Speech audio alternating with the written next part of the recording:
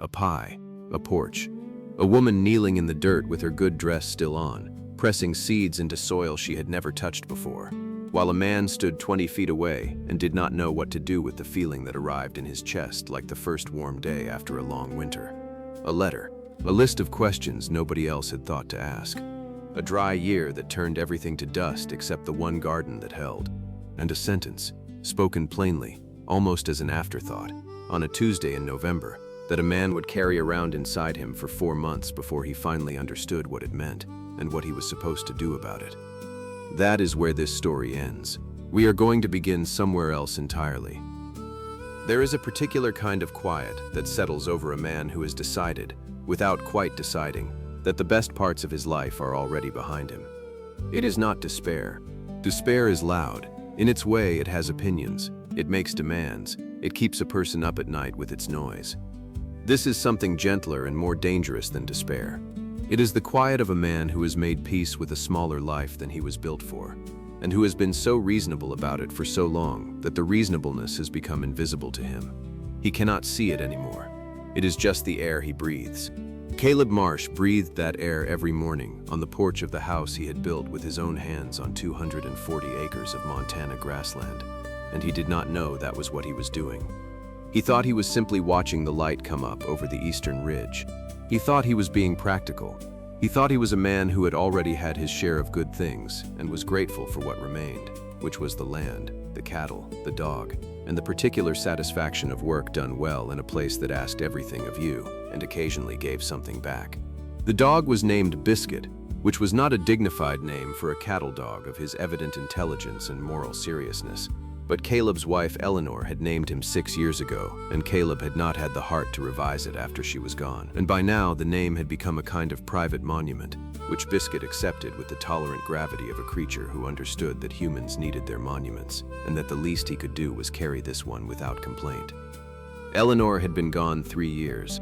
The grief had moved through Caleb the way a hard season moves through a piece of land. It had taken things, rearranged things, left the terrain changed in ways that did not fully reveal themselves until later, when you went looking for something that used to be there and found it was not. He was not broken by it, he was altered. He had the particular stillness of a man who has learned that the ground can shift without warning and has therefore stopped building anything too high or too permanent in the interior spaces where such things are built. His neighbors had opinions about this, which is to say his neighbors had opinions about everything, because that is what neighbors in small places do with the hours that other people spend on entertainments not available to them. The nearest town was Harlan, population 412, which had a general store run by a woman named Dora Pittman who knew everything that happened within 30 miles of her counter, and considered this knowledge a public service she was obligated to provide free of charge to anyone who stood still long enough. It had a church, a school, a livery, a bank with a suspicious attitude toward optimism, and a social architecture of considerable complexity that Caleb navigated by the simple method of showing up when required and leaving before anyone could corner him into a conversation about his future. His future, in the collective opinion of Harlan, Montana, was a problem. A man of 41 with good land, a sound house, and no outstanding debts was a man with prospects, and prospects, in the logic of a frontier community, implied obligations. There were daughters, there were widows. There were sisters visiting from back east who had heard that Montana men were a particular kind of capable and wished to evaluate this claim directly. Caleb was aware of all of them in the way that a man is aware of weather he is hoping will pass without incident. It was his friend and nearest neighbor, a broad and cheerful man named Walt Gruber, who first mentioned the agency. He mentioned it the way a man mentions something he has been thinking about for some time, but has been waiting for the right moment to introduce. Which is to say, he mentioned it sideways, in the middle of a conversation about fence posts, while both of them were looking at something other than each other. There are agencies, Walt said, that arrange correspondence between men in the territories and women back east, or in Europe, who are looking for a different kind of life. You write some letters, they write back. If it seems like a reasonable arrangement, they come out. Walt said he was not suggesting anything, he was simply making an observation. Caleb said that was fine. They looked at the fence posts for a while. Caleb did not write to any agency for 6 weeks after that conversation, which he spent being thoroughly reasonable about the whole idea and explaining to himself, in careful and logical terms, all the ways in which such an arrangement would be unnecessary, impractical, and faintly embarrassing. He was not lonely. He had Biscuit. He had Walt and Walt's wife Clara, who fed him dinner on Sundays and did not make him talk if he did not want to. He had 240 acres that needed his full attention and were not shy about demanding it. He wrote the letter on a Wednesday in March, at the kitchen table, after supper, while Biscuit lay under the table and said nothing, which Caleb told himself was the dog sleeping and not the dog waiting. The letter he received back from the agency was not what he expected, which was a list of women with brief descriptions, like a catalog. Instead, it was a single letter, handwritten, from a woman who had apparently read his inquiry and decided to respond directly rather than wait for a formal introduction. The agency, she explained in a postscript, had allowed this because she had been quite firm about it. Her name was Nora Vasquez. She was 34 years old. She had been born in New Mexico Territory to a father who ranched and a mother who kept a kitchen garden of such ambition and productivity that it had become a point of local legend, and she had grown up understanding that the land was not a backdrop to human life, but a participant in it, with its own requirements and its own generosity, which it extended only to those who paid attention. She had come east to care for an ailing aunt, had stayed longer than intended, had found the city interesting but not right for her in the way that a coat can be interesting and still not fit. She was not, she wrote, looking for a comfortable life. She was looking for a useful one, in a place that still had room for the kind of work she knew how to do. Then she asked him 11 questions, not polite questions, not the questions a person asks to be agreeable. Questions about the soil composition of his land and whether it had been tested, about the length of his growing season and the reliability of his water source, about whether he had any existing kitchen garden, and if not, whether there was suitable ground for one, about what he grew and whether he had considered diversifying, about the nearest market for surplus produce, about the attitude of the surrounding community toward a woman who intended to work alongside a husband rather than behind him. Caleb read the letter twice, then he read it a third time. Then he sat with it for a long moment, in the particular silence of a man who has just encountered something he did not know he was missing.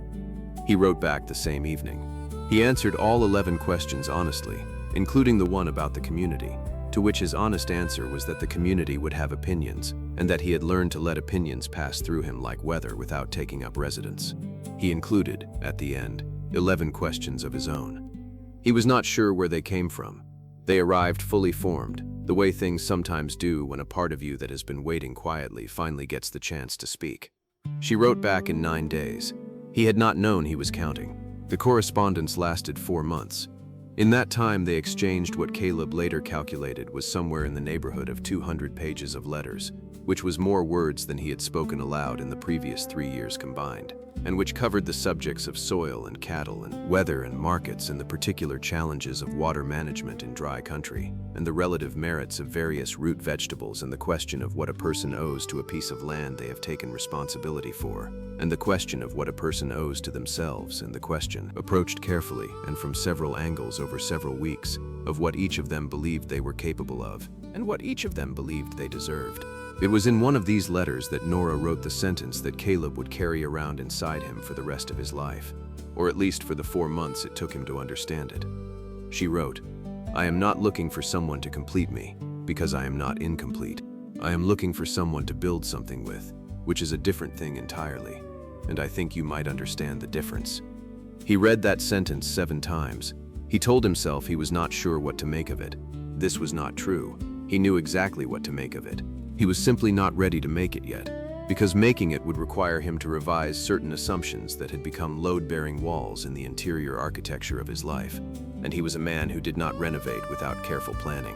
She arrived on the 1st of June, on the afternoon stage from Billings, with 2 trunks, a canvas bag, and a small wooden box she carried herself and did not set down, which contained, as she explained when he asked, seeds, not silk, not silver, not the china or the linens, or the careful domestic equipment that the women in Harlan had speculated she would bring.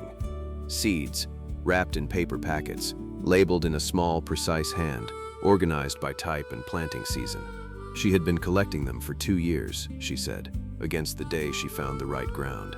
Dora Pittman, who had found a reason to be near the stage stop that afternoon, along with approximately a third of Harlan's population, heard this and repeated it to the remaining 2/3 within the hour. The general response was a kind of baffled amusement, the sort that a community produces when something does not fit the available categories and must be filed under peculiar until further notice. Caleb did not find it peculiar. He found it, and this was the word that arrived in him and stayed, though he did not examine it closely. Right. He showed her the land that afternoon, walking the property in the long June light, while Biscuit moved ahead of them with the purposeful efficiency of a dog who had decided to take the tour seriously. Nora asked questions as they walked. Good questions. Specific questions about drainage and sun exposure and the composition of the soil in different sections of the property. And Caleb answered them and found that answering them required him to think about his land in ways he had not thought about it before, which was a strange and not unpleasant sensation, like being asked to describe something familiar in a language you did not know you spoke. At the eastern edge of the property, where a shallow depression collected runoff and the soil was darker and richer than the surrounding ground, Nora stopped and looked for a long time. "This," she said, "is where the garden goes." It was not a question. Caleb looked at the spot, which he had always thought of as a wet inconvenience in spring and a cracked nuisance in late summer. He looked at it again, through whatever it was she was seeing through. "All right," he said. She was in her good dress, the blue one she had traveled in, and she knelt down in the dirt of that depression and pressed her fingers into the soil. And Caleb stood 20 feet away and did not know what to do with the feeling that arrived in his chest, which was the feeling that this story began with, and which he filed away without examining for reasons that will become clear. They were married by the circuit preacher on a Saturday in late June, a ceremony of 12 minutes attended by Walt and Clara Gruber. Dora Pittman, who had not been invited but had come anyway, on the grounds that someone needed to witness it properly, and Biscuit, who sat beside Caleb throughout with the composed dignity of a best man who has been briefed and takes his responsibilities seriously. The community of Harlan watched the marriage the way a community watches anything it is not sure about, with attention, with commentary, and with a reserve of judgment that could be deployed in either direction depending on how things developed.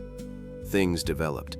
Nora planted the garden in the first week of July, which was late by any measure, and which several people told her was too late, in the kind, informative way that people deliver bad news they are also slightly pleased to have.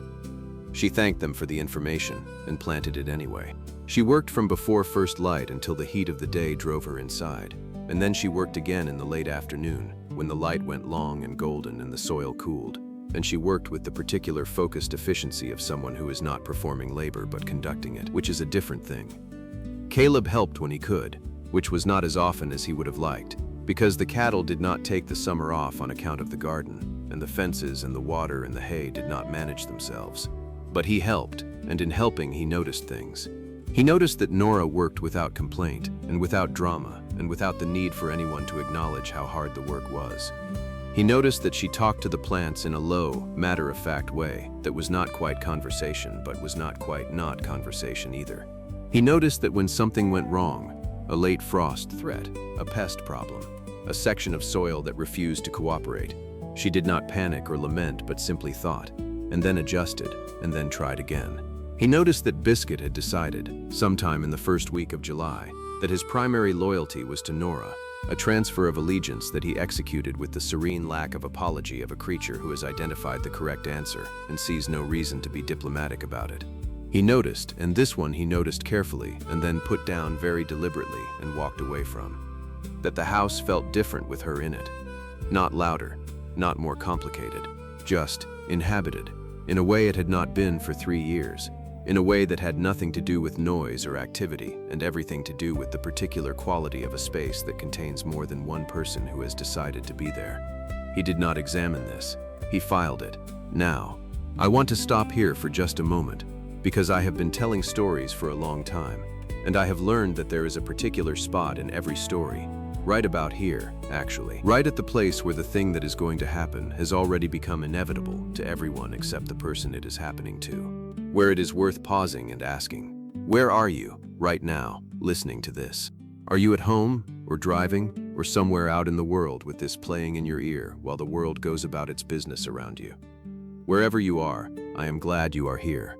If this story is sitting with you, if it is finding something in you that recognizes it, I would love to know. Leave a word in the comments, or a like, or just carry it with you. That is enough. That is more than enough, because Caleb is about to figure something out, and I want you there when he does. The dry year began in August, not dramatically. Dry years rarely announce themselves with drama. They arrive the way a slow leak arrives, gradually, incrementally, in the widening gap between what you expected and what is actually happening. The rains that should have come in August did not come. The grass went pale and then brown. The creek dropped. The cattle needed more water moved to them, more work, more attention. The neighboring ranches began to show the strain that dry country shows when the moisture fails, the particular gauntness of land that is being asked for more than it has. Harlan contracted in the way that small communities contract under pressure. People spent less. They worried more. They looked at the sky with the expression of people who have asked for something repeatedly and are beginning to suspect the request is not being received. They looked at Nora's garden with the additional expression of people who are waiting for a failure they predicted to arrive on schedule. It did not arrive. The garden, planted in that dark soiled depression at the eastern edge of Caleb's property, in the ground that collected runoff and held moisture longer than the surrounding land, tended by a woman who had grown up understanding that water is a conversation between the land and the sky that the gardener mediates but does not control.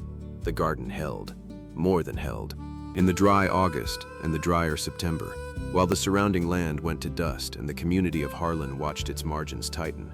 Nora's garden produced tomatoes and squash and beans and root vegetables in quantities that required Caleb to build additional shelving in the root cellar, which he did without being asked, because some things do not require asking. Nora began, quietly and without announcement, to share the surplus, a basket left at the Gruber's, produce brought to Dora Pittman's store and offered at a price that was more gesture than commerce. Vegetables delivered to the families that were struggling most, delivered without commentary or expectation of acknowledgement, delivered the way practical people deliver practical things, because they are needed, and because the need is visible, and because you have what is needed, and therefore the calculation is simple. Dora Pittman, who had laughed with the rest of them when the mail-order bride asked for seed instead of silk, revised her opinion in the public in an emphatic way that Dora Pittman revised all her opinions, which is to say she revised it loudly and attributed her previous position to the limitations of the information available at the time. She told anyone who would stand still that Caleb Marsh had done better than he knew, and that some people had an eye for land and some people had an eye for people, and Caleb Marsh apparently had both, which was more than could be said for most. The community's opinion, that weather vane of collective judgment, turned. Caleb watched it turn and felt something complicated, which was pride in Nora's competence.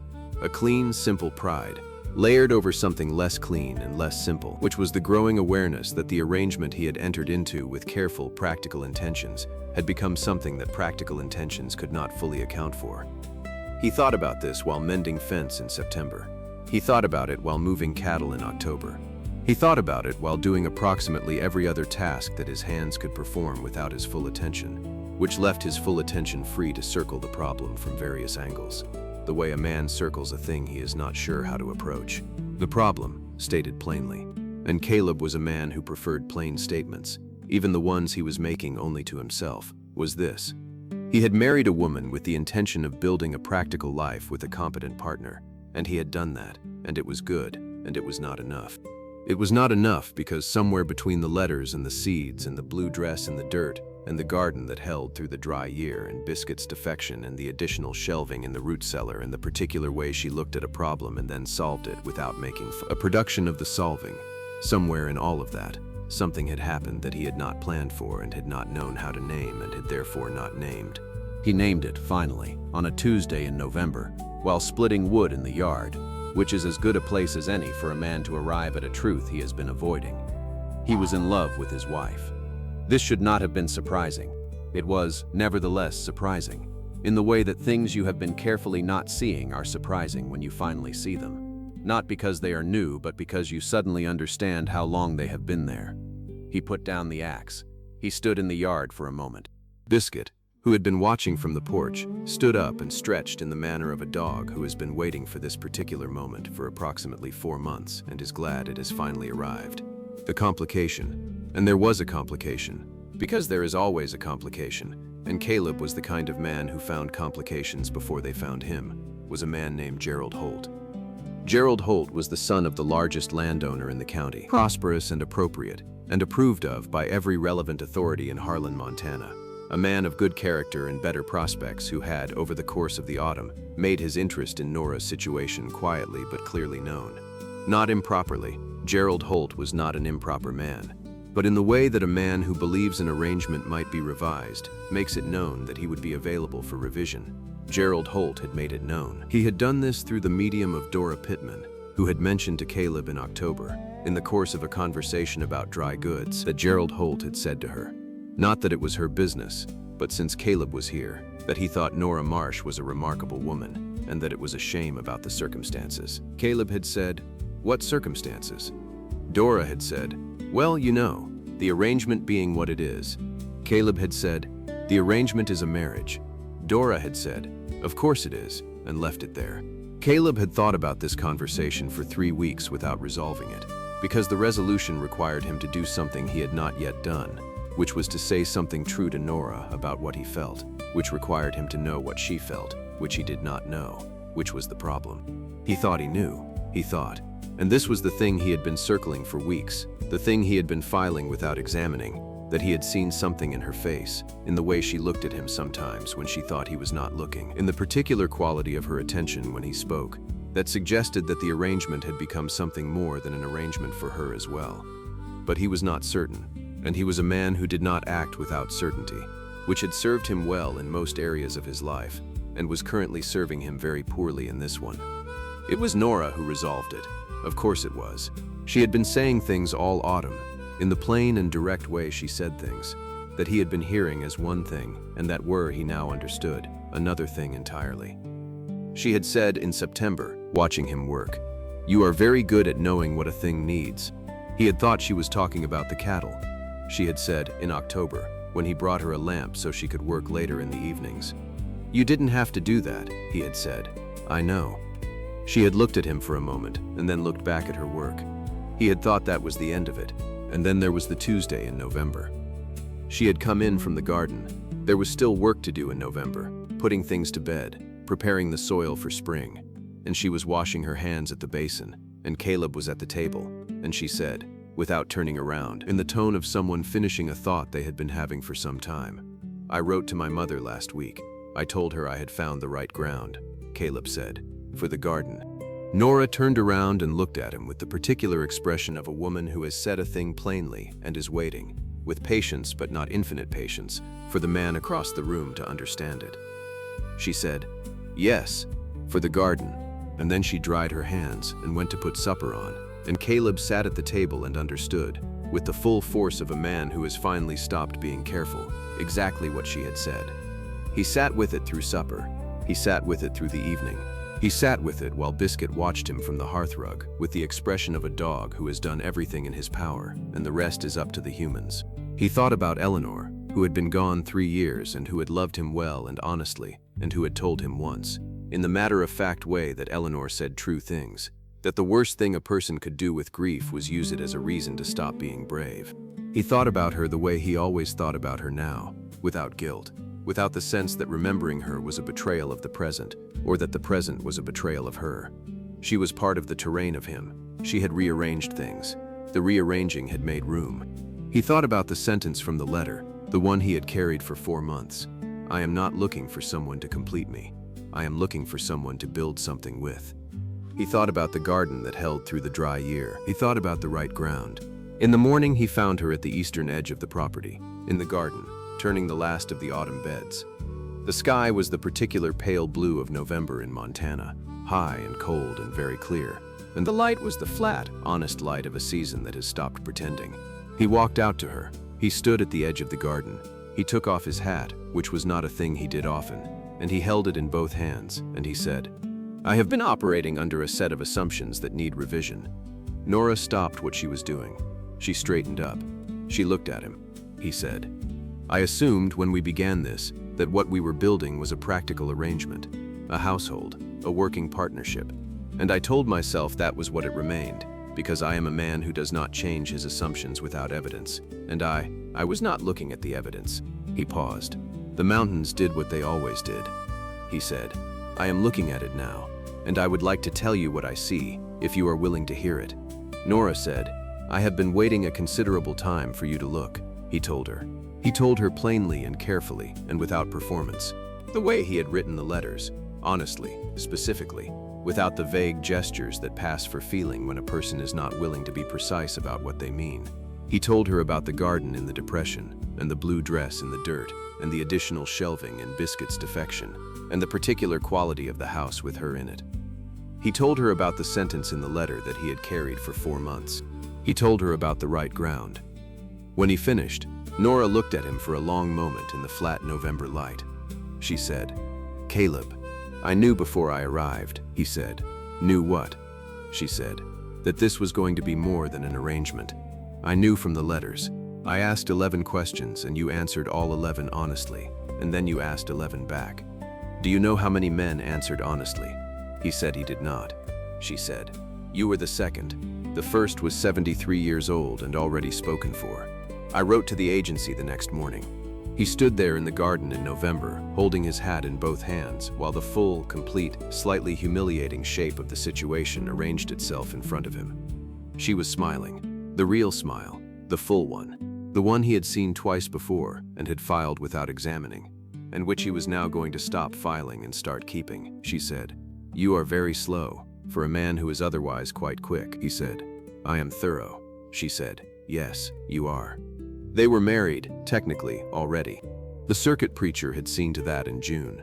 But there are marriages and there are marriages, and what happened in the garden on that November morning, in the flat, honest light of a Montana autumn, was the second kind.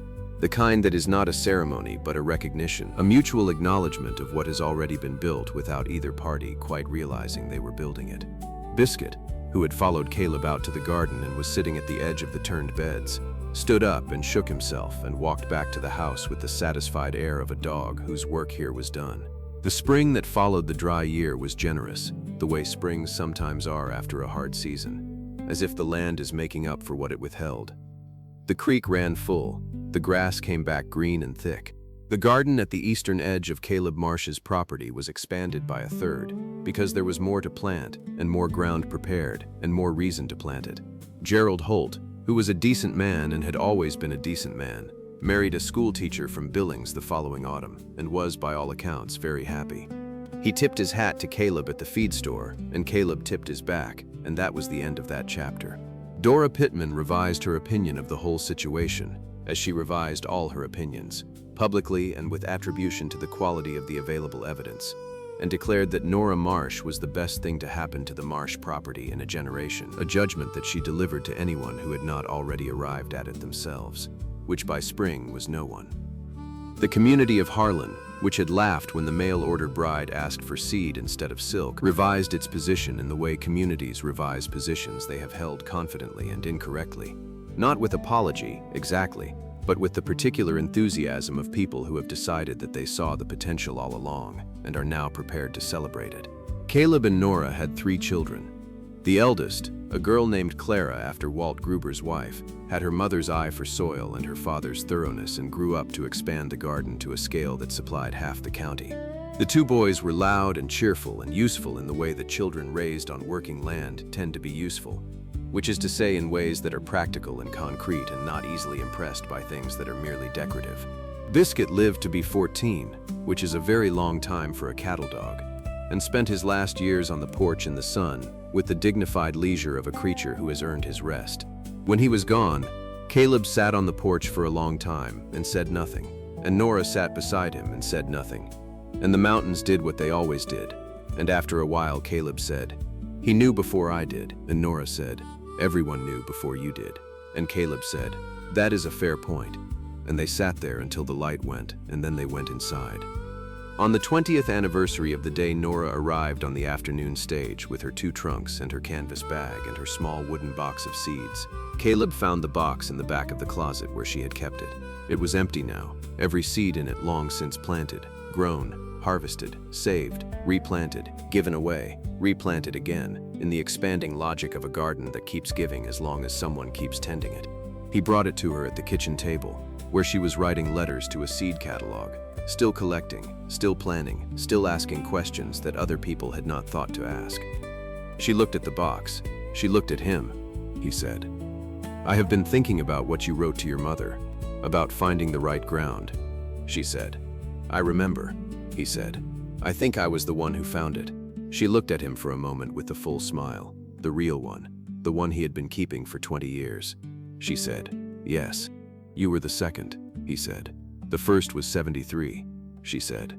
And already spoken for, he said. Lucky for me, she said. Yes. Lucky for you.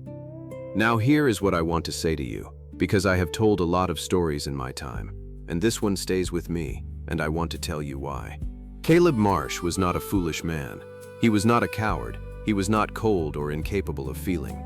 He was a man who had made a measurement error, and the error was this. He had measured the distance between himself and happiness in years, 3 years since Eleanor, 41 years of age, a certain number of good seasons already spent, and he had concluded, from those measurements, that the distance was too great to cross. He had done the arithmetic and arrived at a wrong answer, and he had trusted the arithmetic over the evidence in front of him. And the evidence in front of him was a woman kneeling in the dirt in her good dress, pressing seeds into soil she had chosen on purpose, in a place she had traveled a very long way to reach. The arithmetic was not wrong, exactly. The loss was real. The years were real. The distance was real.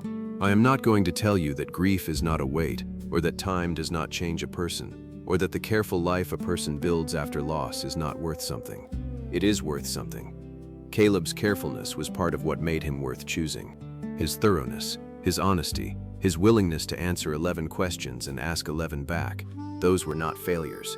They were the qualities that made the thing possible. But he was measuring the wrong thing. He was measuring what had been spent when he should have been measuring what remained. He was counting the years behind him when the only number that mattered was the seeds in that small wooden box, the potential, the planned-for future, the things that could still grow in the right ground if someone had the patience to tend them.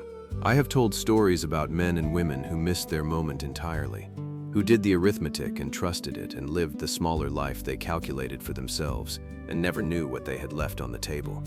Those are harder stories to tell. This one is not that kind of story. This one is the kind where the man figures it out, just barely in time, just before November turns to winter and the ground goes too hard to plant anything. Don't let the arithmetic stop you. Don't let the years you have already spent convince you that the years ahead are accounted for. Don't mistake the particular quiet of a life you have settled into for the full measure of what you are capable of. Caleb Marsh built 240 acres of good Montana land into something that fed his family and his neighbors' children, and he could not see, until a woman with a box of seeds showed him that the best ground on the whole property was the wet inconvenience in the depression at the eastern edge, the part he had never thought to use. You have ground like that. I am fairly certain you do. The part of yourself you have written off as a wet inconvenience, as past its season, as too late to plant. It is probably not too late. It is probably exactly the kind of ground that holds through a dry year, if someone tends it. I am grateful to you for spending this time with me. Truly grateful, not in the way that people say it and mean something else, but in the plain way, the way Caleb answered those 11 questions. You gave me your attention, which is the most valuable thing a person has, and I do not take that lightly. If this story found something in you, I hope you carry it. If you want to leave a word, I would be glad to read it. And if you are somewhere in the middle of your own dry year, looking at a piece of ground you had decided was no good, look again. Look the way Nora looked at that depression in the east field. Look at what it holds. Come back next time. I will have another story waiting, and I will be glad, as I always am, to tell it to you. The seeds know before the gardener does. That is the thing I keep coming back to. Plant them anyway.